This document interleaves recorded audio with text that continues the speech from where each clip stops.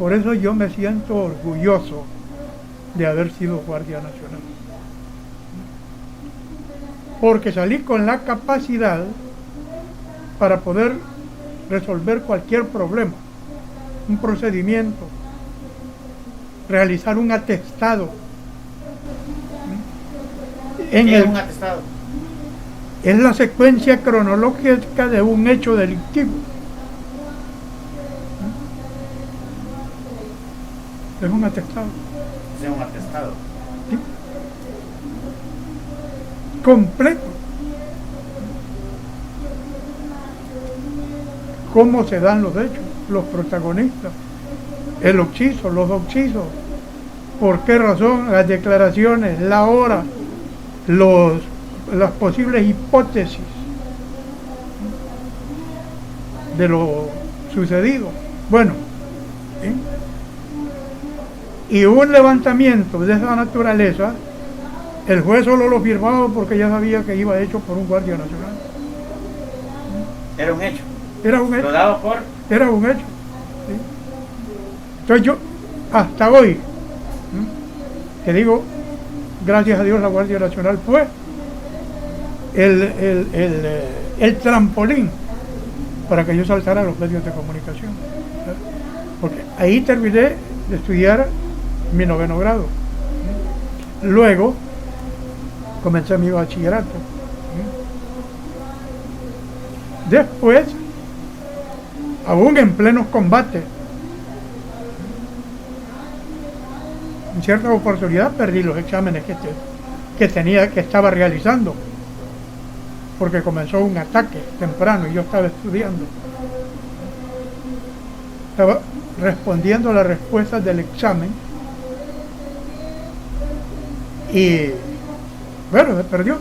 Tuve que reportar, me lo repitieron y bueno, es una historia bien, que te digo, bonita y triste a la vez. ¿Sí? Es que luego pues tengo la oportunidad de que me llamen del conjunto 5. Ya, fíjate cómo viene la cronología. Me trajeron de la base militar de Estanzuela, pertenecía al batallón 15 de septiembre, para el conjunto 5, y me comenzaron a preparar en operaciones psicológicas. Pero en ese tiempo que estuvo allá en el batallón, ¿qué es? 15 de septiembre. En el batallón 15 de septiembre, ¿cuánto tiempo estuvo ahí? Tuve 4 años. Vaya, detengámonos ahí un ratito. En ese batallón 15 de septiembre, ¿logró ejecutar alguna del entrenamiento que usted recibió? Por ejemplo, en la parte de herraje, ¿y cómo me dijo que se llamaba uno? Ah, marcas y fierro. Marcas y fierros, por ejemplo. Eso a cada rato era lo que más se daba a diario. ¿Me puede dar un ejemplo de alguna vez que hizo alguna ejecución y por qué? ¿Cuál fue el motivo que la hizo? ¿A dónde iban? ¿Qué andaban haciendo, por ejemplo? Venían del puerto de Ciudad del Triunfo, con una camionada de ganado. Entre todas, estaba yo en un retén que le llamábamos el Tempique, viniendo de la carretera de San Miguel, ya para llegar al puente Cuscatlán, tomar una media pendiente que había antes, estaba precedida por una recta. Entonces en esa recta habíamos montado un retén, del cual yo era el encargado, porque era de los guardias más grandes. Y a veces no era el antiguo, ¿eh? ¿No? Sino porque hay un artículo en la ordenanza del ejército que dice que el responsable de una patrulla o en un patrullaje será el guardia más antiguo a defecto de un clase o el más caracterizado. Entonces yo no era el más antiguo, pero era el considerado más caracterizado, tal vez porque yo ya tenía 30 años casi, ¿eh? Y no sé, pero siempre me mandaban. de encargado, de responsable de la patrulla. Ahí es que detuve el camión, le hice la señal de alto, iba cargado, llevaba como 14 reses y 2 de ellas no llevaban las cartas de venta, de compra y venta, no. O sea que Freddy se subía al camión y papel en mano y yo tenía que revisarle el animal. El fierro. El fierro es la marca que respalda que ese moviente era propietario. Sí, sí. Como la matrícula de un vehículo, ¿ah? Que lleva un número. ¿Ah? Entonces la marca del fierro lleva una serie de como que es idioma chino. Jeroglífico. Un montón de ganchos y toda vaina, todo de hierro, porque es la forma del hierro con el que lo herran, y ese le queda ya de por vida, esa marca, al semoviente. ¿Y 2 no andaban? 2 no llevaban, sí llevaban un herraje. Un herraje, sí, errado, pero no llevaban la carta de venta. ¿Cuál es la carta de venta?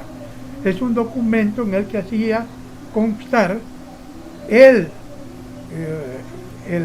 dueño, el que llevaba el ganado, que él era el dueño del animal o que lo había comprado mediante una negociación. Él no podía comprobarlo, ¿sabes?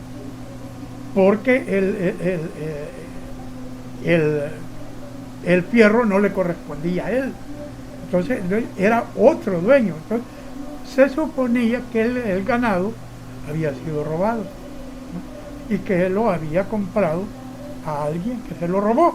No, es la hipótesis, porque no podía pensar que él se lo había robado, sino que lo había comprado a alguien que se robó la.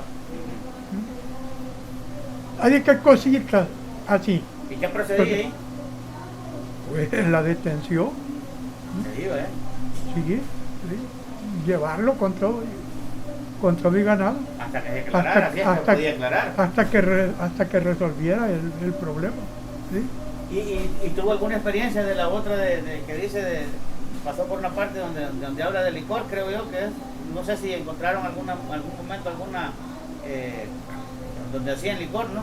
Eso le correspondía a la policía de Hacienda. Ah, ¿en serio? Sí, lo del contrabando de bebidas alcohólicas. Ah, ¿en serio? Sí. ¿Y algún otro tipo de experiencia que tuvo en el cumplimiento de su deber de ese tipo? No, tal vez no enfrentamientos todavía, pero algún otro tipo de cosas como implementar la ley como guardia. Es que eran todas las áreas. En las carreteras, los pleitos, que este lindero llega hasta aquí, pero este se ha metido hasta aquí, que este ha usurpado aquí, que aquí ha metido esta curva. Eso tenía que ver la guardia también. Sí, también la guardia. O también la protección a los mantos acuíferos. También corría bajo nuestra responsabilidad. Es que el guardia estaba capacitado para todo. Pero lo que más procedimientos que generaba en carretera era el contrabando de ganado, de leche, era lo más común. Pero en el 84 me está hablando ya habían movimientos terroristas, delincuentes terroristas, ya se oía. Precisamente por eso es que se ponían los retenes, porque la guerrilla se movía de cualquier forma. Incluso llevaban camionadas de reses. Sin papeles. No, sin papeles, sin nada. Entonces nosotros estábamos a la expectativa, pero buscando oro encontrábamos petróleo. ¿Y alguna encontrón que hayan tenido o que las hayan llegado a hostigar en algún... ¿En qué puesto estuvo usted? ¿Estuvo en varios puestos? Mucho en Estanzuela. El combate más cruento que tuvimos, uno que se metieron a una de las cuadras. ¿Estaba usted encargado también, no? No, yo estaba en una trinchera. Ajá. Y se robaron una ametralladora M60, un mortero 90. Se lo robaron, se metieron. Y por poco llegan hasta la otra comandancia, gracias a Dios, porque... Y nunca nos llegó refuerzo. Nunca. ¿Cuántos eran los que estaban? Sí, solo nos mataron a 2 guardias. De ellos a ver si se dieron heridos a alguien. Pues la verdad que ellos tenían una característica. Ellos no dejaban los muertos, ni los heridos. Ellos los cargaban. No sabemos. No los podían ver, ¿no? Como en guerra no se sabía. Así es que sí, hallaban rastros de sangre después en los patrullajes de reconocimiento que hacían, pero no sabemos. Y en esos puestos que estaban así, Estanzuela, dijiste tú. Sí. Y en esos puestos que estaban ahí, comandancias, ahí, ¿cómo era su diario vivir? Un día de estar ahí, por ejemplo, era un día se relevaban los turnos, estaban en una cuadra, tenían quienes hicieran la comida. ¿Me podría más o menos un poquito de eso? Eran 24 horas diarias de trabajo. El Guardia Nacional no descansaba. El trabajo del Guardia Nacional, por eso no soportaban mucho. Unos que de la escuela se corrían, otros que lograban ascender a guardia, pero no aguantaban el trabajo, porque hacíamos unos patrullajes de largo alcance. Por ejemplo, para la gente que esté viendo esta página, este video, y son del oriente de la República, de la zona de Estanzuela, habían patrullajes que nosotros salíamos, por ejemplo, desde el pueblo, pasando por el cantón Sitio San Antonio, seguíamos hasta llegar a las Acualpías de Gualcho. Ya, las Acualpías de Gualcho está casi ya en las proximidades de las faldas del Cerro de Cesori. Luego cruzábamos a la derecha buscando las Acualpías de Joco hasta llegar a Nueva Granada. Era un patrullaje de 12 horas, 14 horas. ¿Sí? Y habían veces que lo hacíamos a campo traviesa, el regreso. Y algunas veces cuando pasábamos de Nueva Granada, salíamos a la carretera, ahí pedíamos ray, porque ya las junglas ya nos habían hecho así, las ampollas, los chindondos en los pies. Y cuando llegábamos, solo comíamos, porque sí, habían señoras vivanderas que nos esperaban con comida. Ellas pues no se iban para sus casas hasta que nosotros habíamos cenado, y ellas dejaban pues todo listo. ¿Y ellas quiénes eran? Eran señoras del lugar, eran empleadas. Y pues, pero no eran todavía las que les decían nanas, que estaban... Sí, eran las nanas, sí, claro. Ellas eran las nanas. Sí. Ellas eran las que nos preparaban los alimentos.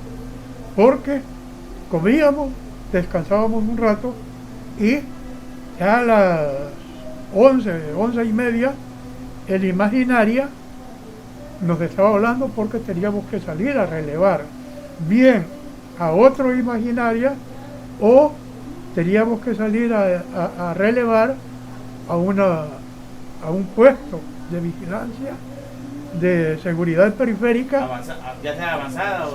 Sí, o una trinchera, un garitón. Entonces eran 24 horas de trabajo. ¿Usted nunca estuvo por las partes aquellas de donde estaba el puente?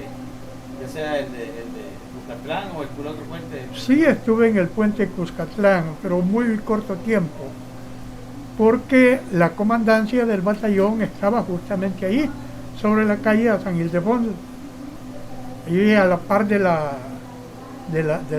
presa, 15 de septiembre. Sí, estuve. ¿Poco ahí. tiempo? Sí, muy poco, pero lo suficiente para conocer Y, el sector. pero nunca estuvo en el sector en el momento justo de que derribaran quizás algún puente No. o alguna torre. No, Algo. no, torre sí, ¿eh? Porque solo se veía cuando explotaba. Sí, sí, eso sí lo veíamos, porque tal vez habíamos salido a patrullaje de mediano alcance y estábamos resguardados por algún lugar cuando de repente la explosión